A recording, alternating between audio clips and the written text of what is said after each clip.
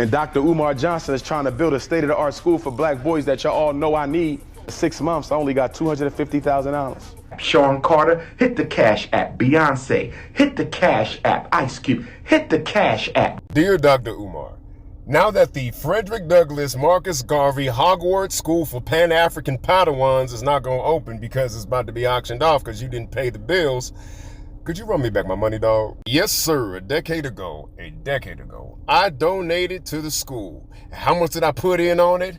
$25 whole dollars. Now, that don't sound like a lot, obviously, until you consider that at the time, I was working at a call center pulling in a whopping $26,000 a year before taxes and was living in a rent-controlled apartment owned by my mama. In other words, $25 meant a whole lot to me. And you know what else means a whole lot? You know what's harder to come by in the black community, even more than money? Trust. How many poverty pimps, how many grifters has the black community endured to sell us dreams based on our highest ideals, only to pocket the people's money? Dr. Umar, if I dare say so, there's a symbolism to your school being auctioned off like a slave. A slave you are to whatever chemical that got you messing with the people's money like that. And I got to tell you, man, the white man didn't do this one.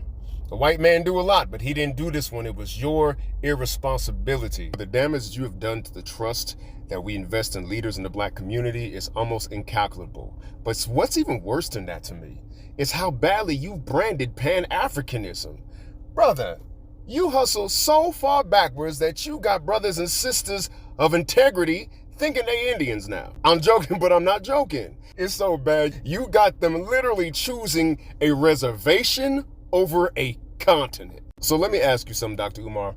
If you were the worst thing for Pan-Africanism since J. Edgar Hoover, would you have the humility to step out of the public spotlight? Would you step down and deal with your demons and never ask the people for no more money again? Because what you've effectively done is branded Pan-Africanism to be your personality. And if people don't mess with your personality, they also don't mess with Pan-Africanism. And they think now that the whole ideology is as scammy as your school instead of understanding Pan-Africanism for what it really is, which is the best geopolitical strategy for black folks across the world to address the phenomenon of global predatory white supremacy, aka Pan-Europeanism. Because there's so much more to it than slogans. Slogans like Black Queens Forever, Snow Bunnies Never. Because the reality of Pan-Africanism is like the reality of actually marrying a black woman and raising a black family for real.